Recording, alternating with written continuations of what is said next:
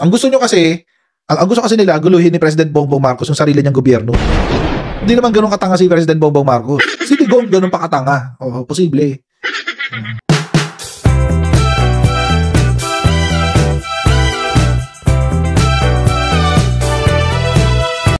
Yesterday, inimbita nila si Sal Panelo matapos mag-file niya ng plunder cases laban kay Senator Bongo.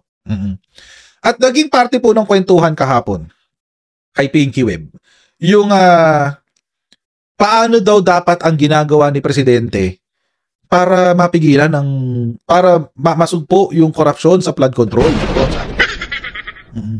Yun lang yung papanoorin natin, yung parte lang na yun. Kasi sa huli kasi sinabi niya, susuportahan ko lang siya pag ginawa niya to. Yun ang ginawa niya. Sinabi, pakababayan. Nagulat ako sabi niya, susuportahan ko si President Bongbong Marcos kung gagawin niya. Kasi kailangan naman ni Presidente yung suporta mo. Hindi naman niya kailangan suporta mo, sir. Hindi niya kailangan suporta mo, sir. Ano ba? Kalmahan mo naman. Oo. Hindi niya kailangan suporta mo. Panoorin natin, guys.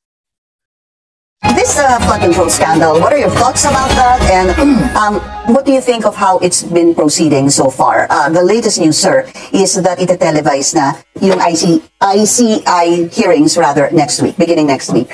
I've been saying in my show that the president, with due respect, cannot escape accountability of this flood control project anomaly. Why? Because sino ba gumawa ng NEP, National Expenditure Program? Okay. Sino ng presidente, yung Department of Budget and Management. And when they did that, before giving it to Congress, he had to go through with that. Alam niya kung ano. Wait lang, sorry Lasing ba to si Sal Panelo? Sabi niya, and when they did that, sorry sorry na guys, hindi ko, call center. When they did that, Department of Budget and Management. And when they did that, before giving it to Congress, he had to go through with that. Alam niya kung ano yung prepare ng budget niya. Pagdating sa Congress, yung mga alas niya, ang nag-ayos niya. So kung may binago sila doon, alam niya yun. In fact, alam niya kasi pumunta uli sa kanya. When he signed GAA. O madali sabi, nagkaroon ng corruption because you did not veto itong mga unlawful insertions na ginawa ng small committees. Kaya sabi ko, you cannot be saying na malinis ka dyan. Because the buck stops with you, as Truman said. Whether you succeed or you fail, sa'yo pa rin yan. Kaya sabi ko, since dalawa lang yan kung bakit nagkaroon ng corruption, either you allowed it and you're a complicit, or wala kang kaalam-alam yung napaglaruan ka ng mga nasa... And what do you think among the two? Mamaya na, Pinky mamaya na, Pinky. Kung mapanood naman tong video na to. Kalmahan mo lang. Okay, andito na naman sila sa narrative ng dahil ikaw ang pumirma, kinonsinti mo yung corruption, therefore, liable ka rin dun sa corruption ng flood control. Okay. Sa mga hindi pa po nakakarinig ng sinabi ko na to, uulitin ko yung sinabi ko. Para lang for the benefit ng mga hindi pa nakakarinig. Pero kung narinig nyo na, alam nyo na itong sasabihin ko. Hindi siya liable because we have what we call the presumption of regularity. Ayan, nakasulat niya dun Ayan. We have the presumption of regularity. Ibig sabihin, hindi porke pinirmahan niya, ibig sabihin, illegal yung pagpirma niya.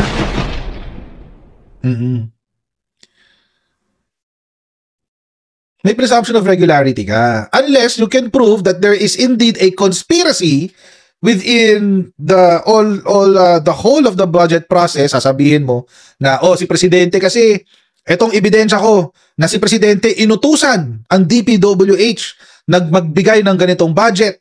Tapos inutusan niya ang DBM na taasan ng ganitong kalaki ang budget at inutusan niya ang DPWH na aprubahan lamang ang ganitong klaseng kontraktor at inutusan niya ang mga kontraktor na ito na mag-remit sa kanya ng ganitong amount. Doon pa lamang siya pwedeng maging liable. You have to prove the conspiracy to commit plunder. Oo. At sa conspiracy to commit plunder, the fault of one is the fault of all. Lahat sila pare-pareho ng penalty. Unless they are accessories or accomplices, syempre. Pero mga kababayan, it doesn't follow. Kung kausap ko si Sal Panelo, mga kababayan, ang sasabihin ko sa kanya ganito. So attorney, you're telling us na yung corruption sa General Appropriations Act ay bunga ng pagpirma ni Presidente Bongbong Marcos doon sa General Appropriations Bill. Ang assumption kasi nila dahil may illegal insertions sa budget, may illegal din yung pagpirma. Alam ni Bongbong Marcos na gagamitin sa corruption yung budget. Kung ganyan po ang argumento, pwede ko rin hubang sabihin na yung mga ghost projects noong 2020, noong 2016, 2017, 2019, 2018, 2020, 2021. Yung mga ghost projects na ginawa na si Rodrigo Duterte mismo ang nagsabi na maraming ghost projects sa kanyang termino ay kasalanan din niya. Yun yung tatanong ko kay Sal Panelo. Kasi yun yung logic eh.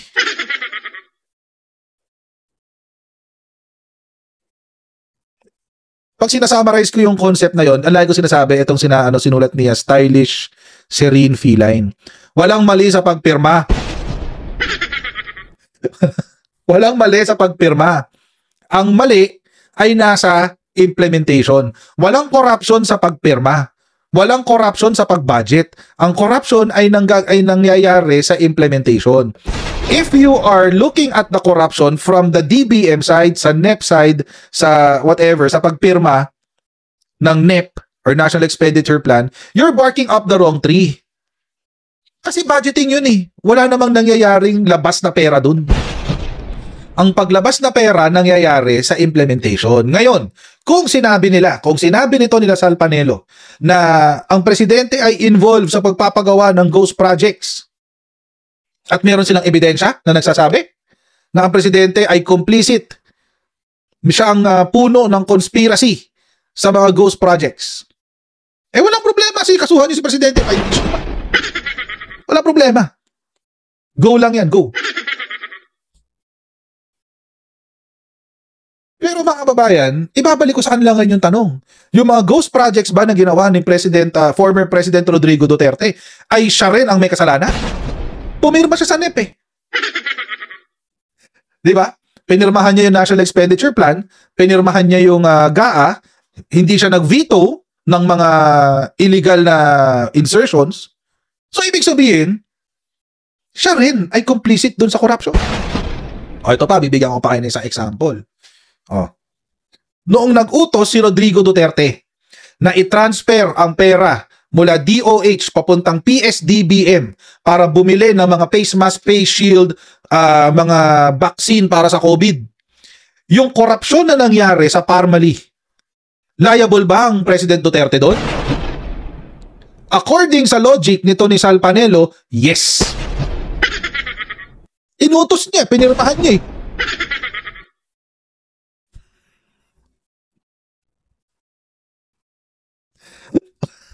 Yun yung logic ni Panelo eh. According to his logic, yes. Si Duterte is liable sa Parmali corruption. Kaya nga, di ba, sinabi kanina ni Ombudsman Boying, babalikan nila yung Parmali. Yun yung logic ni. Iniutos ng presidente, i-transfer ang budget sa PSDBM, pambili ng face mask, face shield, vaccine, at kung ano-ano pang korakot na ginawa nila. Napag-usapan din to kahapon sa live stream kasama si former Senator Trillanes. Absuelto ba si Digong doon? Kung nandyan ako, kasi wala ako dyan eh. Tatanong ko yun kay Sal Panelo. Diba? Attorney Sal, total naman, magaling kang abogado. Oo, base po sa logic mo. Sundan ho natin ang logical conclusion ng iyong logic, pero i-apply natin sa ibang sitwasyon sa Parmali. Siyempre, i-excuse niya. Hindi, national emergency yun eh. Kailangan gawin. But nonetheless, nag-transfer ka pa rin ng budget. nag-transfer ka pa rin ng pera.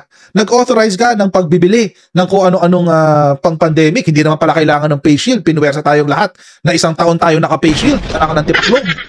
Ang mahal-mahal ng face shield, 25 pesos. Binibili lang pala na ng wholesale ng 2 pesos 50 cents. Ibebenta sa atin ng 15, 25 pesos. Anak ng tipaklong. Di ba?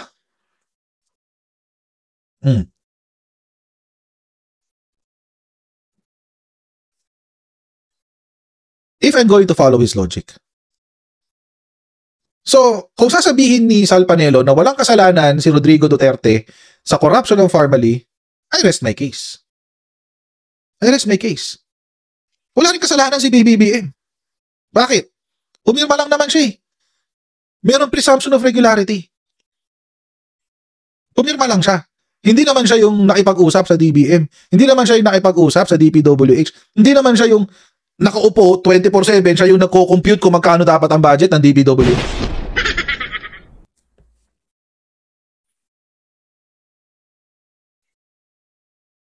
So it doesn't make sense.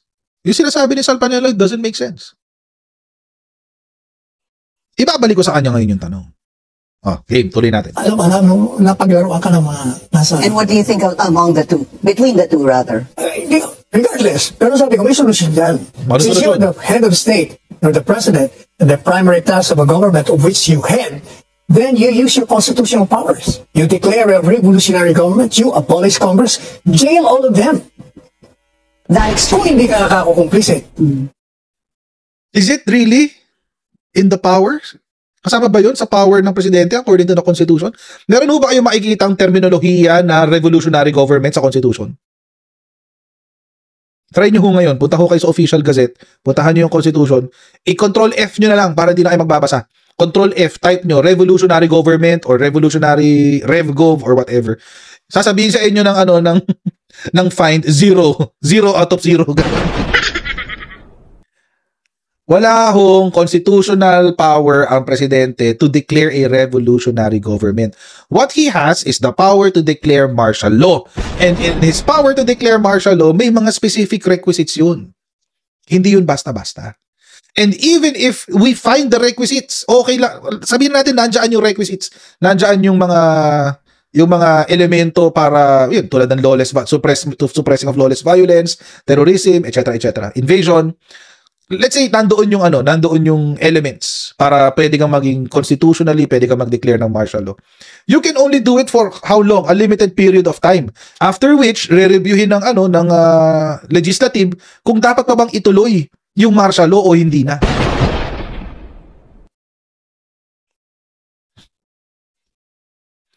It's not in the Constitution, mga kababayan. Kahit yun, i-research nyo, puntahan nyo. Puntahan nyo sa official gazette.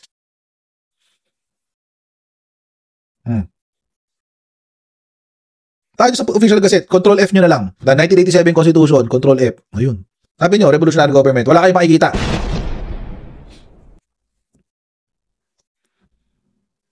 Hindi mo pwedeng gamitin ng RevGov. Walang RevGov.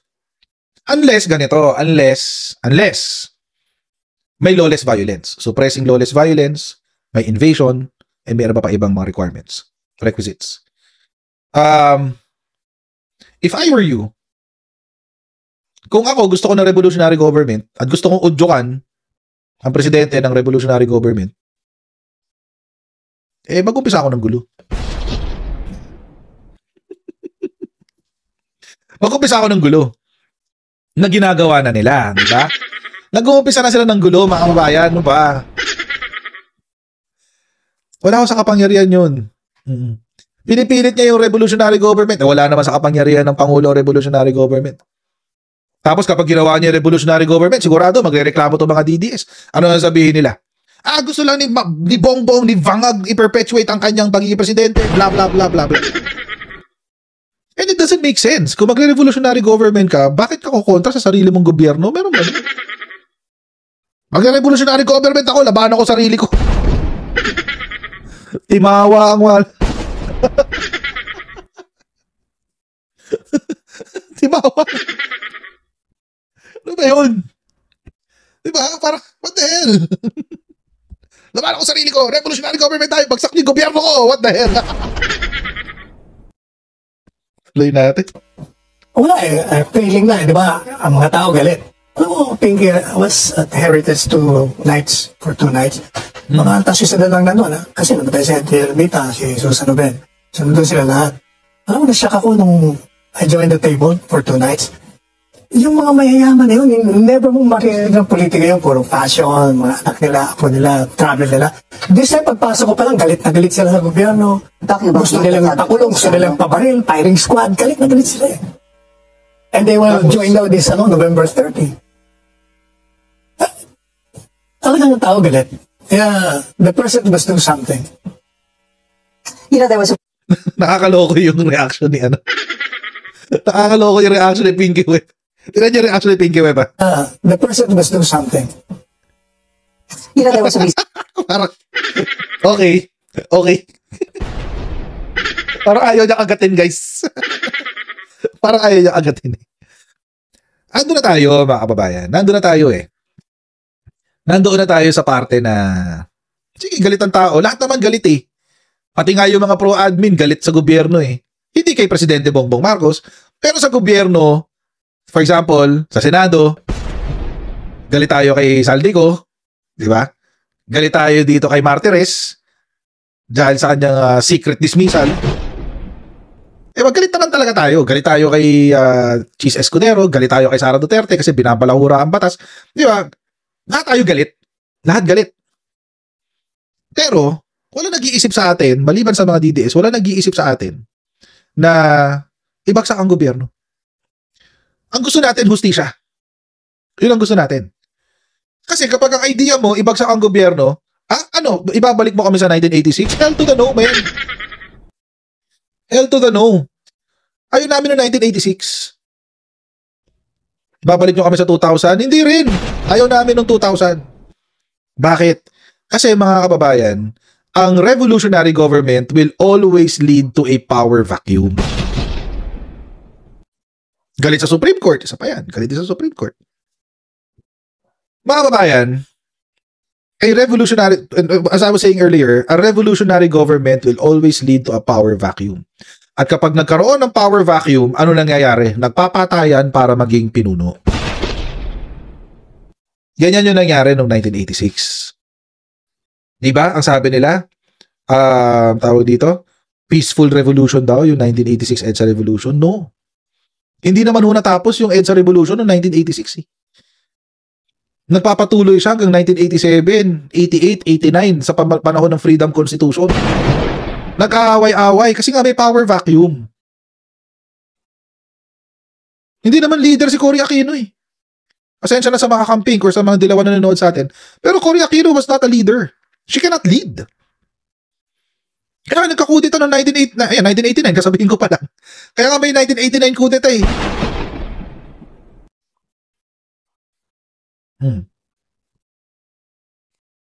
May dalawang halimbawa na tayo ng revolutionary government. Nung kay GMA, dahil sa Erap Estrada, nag-EDSA 2, dyan sa EDSA. Ano nangyari? Power vacuum, ang pumalit, corrupt na nga yung umalis, mas corrupt pa yung pumalit. Mas malala.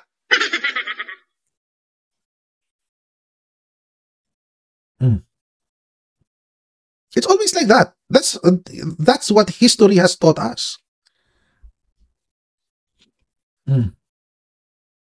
Dahil nung tinuro sa atin ng kasaysayan.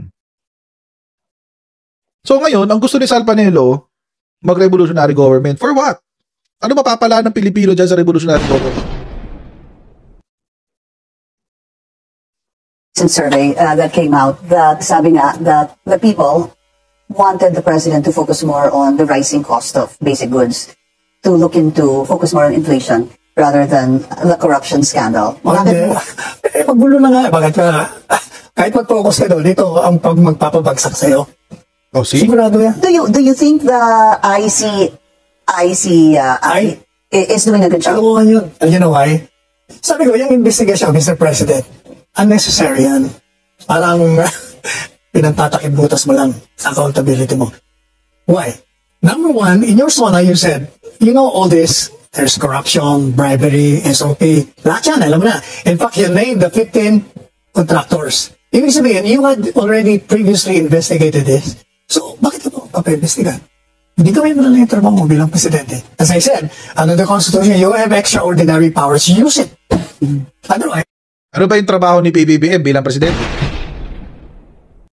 Hindi ba niya in-exercise ang kanyang kapangyarihan bilang presidente by forming an ad hoc commission na tututok sa corruption sa Pilipinas? Ginawa din naman ni Rodrigo Duterte yan, pumalya lang siya kasi di siya marunong. Oh, bakit? Sabihin ng mga DDS, wala siyang ICI dati. Ano tawag niyo sa PACC? Hindi lang kasi marunong si Rodrigo Duterte. Naglagay siya ng alaga niyang bobo. Kung ang nilagay niya dating court sa Supreme Court Justice, baka meron pang naging resulta ang PACC. Kaso hindi. Ang kailangan ni Rodrigo Duterte sa PACC, yung taong bobo na uto-uto, kaya nilagay niya si Greco Bellica. Nung alam nun, Volunteers Against Crime and Corruption, di ba? Doon si Greco Bellica before? Tama? Volunteers Against Crime and Corruption. Tapos, gagawin mong chairman ng Presidential Anti-Crime Commission or Corruption Commission. What have you? Kung ang nilagay mo doon, dating justice ng Supreme Court, isang forensic accountant, isang civil engineer, baka may narating yung PACC, kaso wala.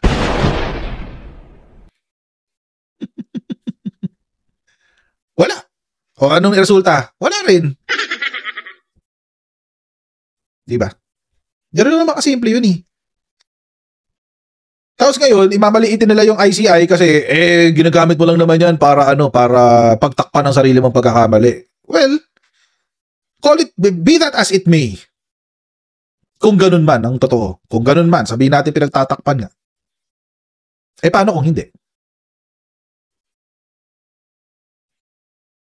Paano kung hindi? Paano kung nagkakamali kayo sa assumption nyo?